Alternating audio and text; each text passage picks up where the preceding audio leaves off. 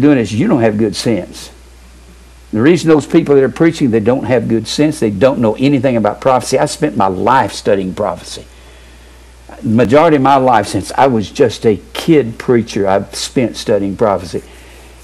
I don't know of anybody on TV or I've heard that even understands prophecy. Hal Lindsey needs to be playing with some blocks over in a sandbox. I mean, he doesn't understand prophecy. Oh, he'll give you reports on world situations. And Jack Van Wimpy, God, deliver me from this man. He is a total imbecile concerning prophecy. And of course, he says the Catholic Church is good because they believe in the resurrection of Christ. And they believe in they believe in a cross. They don't believe in a daily cross. They believe in a cross. And they got Jesus hanging on it all the time. See? That's called a crucifix. And the Pope is good. And he says some wacky things. He's certainly not going to understand my Christmas messages, is he? If he believes the Catholic Church is good, of course he believes the Baptist Church is good too. So I mean, he's really in trouble. You know. So when he says the end of all things is near, the completion, and he tells what the completion is in the next verse. The completion of all things is at hand. Be ye therefore sober and watch in prayer. And above all things, have fervent charity. Above everything you do. Oh, what's charity? Agape. It's agape. That's the word agape. Now why? Don't ask me why the translators would translate agape one place, charity, and another place, love. They did, and why they did it, I don't know. I don't even make any sense to me. Maybe it was Catholics that did it or something. All it does is confuse the people. And of course you got two words that have been ambiguously translated into love, phileo and agape. Phileo and agape.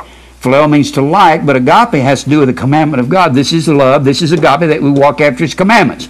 Walk after commandments. Well, how long do you have to be walking in, how long do you have to know God before you walk in His commandments? Oh, a long time, because we have a tendency to fall and get down in the pit, get back up on the straight, and fall back down again, go off and out in our sin. And then God, we stay out there sometime for long periods of time, and God brings us back and we get on the track. Once in a while we just dip into it from time to time. It takes a long time to learn, to mature, and grow up and walk in agape. And we've already said that when the perfect is come, now what we're talking about, this is not talking about, it's not talking about preterism. The end of all things. The end of all things, I'll come back to this. Gosh, I got so many places to go. What I'm wanting to do is show you, I want to show you all the preterist verses, and I'm wanting to show you the perfect verses. I'm wanting to show you all this preterism. I need to get my preterism verses. Preterism. And I want to show you the ion verses. Ion verses. And the maturity, or what is known as perfect.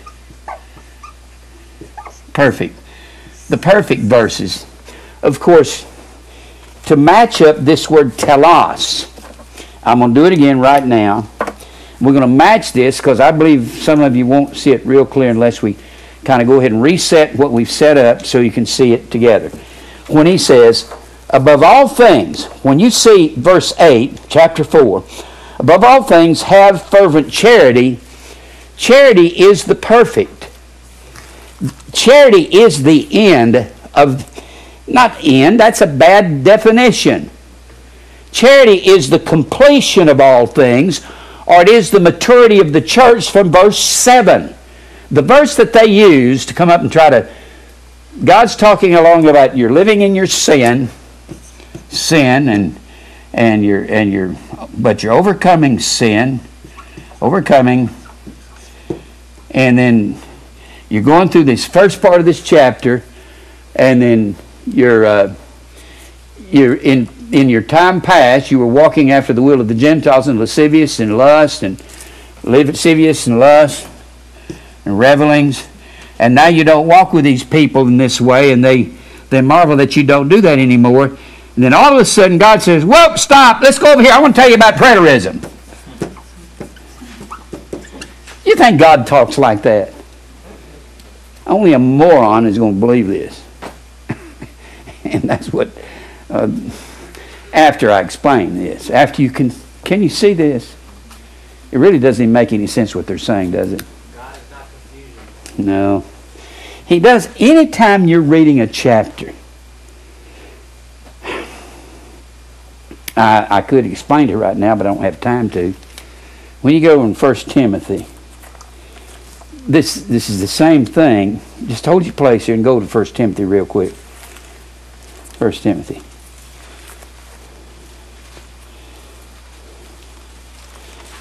And you go over here to, I'm not going to explain it. I don't have time to. But in verse 23 of chapter 5, drink no longer water, but use a little wine for thy stomach's sake and thine often infirmities. You think Paul all of a sudden is telling Timothy, drink a little bit of intoxicating wine? Do you actually think he's actually talking about drink a little bit of non-intoxicating wine? Right before it, he's talking about keep yourself pure, lay hands suddenly on no man. Don't grab somebody and throw them in the ministry. And they used to lay their hands on it. And he's talking about rebuking elders before all, right before this. And right after that, right after this, he says some men's sins are open beforehand. That seems like a verse that's completely out of place, doesn't it? He's not talking about wine. He's talking about, the Jews said the purest thing they could put up on their lips was the pure blood of the grape. He's talking about keeping your judgment pure. He's not, if God just took off out in space and said, oh, let me stop a minute, Timothy. I've been talking long about judging elders righteously or men who are pastors over the church, and all of a sudden I think I'll just get haywire right here. Just because it looks like God is diverting, go off and off in some direction, is not what it means. This is talking about keeping yourself pure concerning judgment. And he's not talking about literal wine here. Because Timothy's pastoring at Ephesus, I got to thinking yesterday, I was just thinking about things and laying in bed not feeling good, and I got to thinking, the reason people don't understand the Bible, it's continually using figurative language, constantly uses figurative language. It uses abstract speech continually.